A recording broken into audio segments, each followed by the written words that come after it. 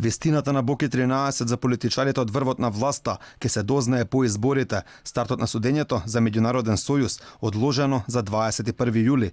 Токму сериозните обвинувања на Јовановски кон функционери од водачката структура го одбележаа бурниот старт на овој судски процес.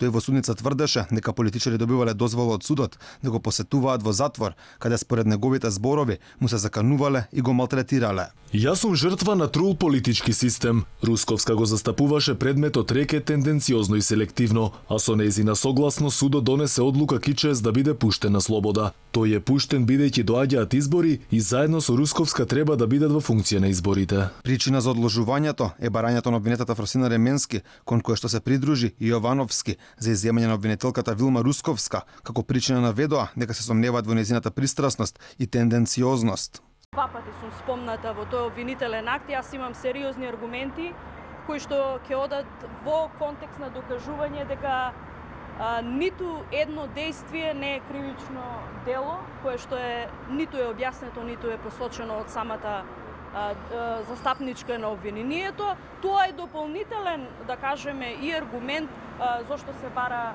изземање на јавниот обвинител, бидејќи се сомневаме за една сериозна селективност и тенденциозност. Русковска пак се брани, вели никогаш не била пристрасна. За цела моја кариера никогаш пристрасно не сум се однесувала према ниту еден предмет, а сум ги сработила може би повеќе од 1000.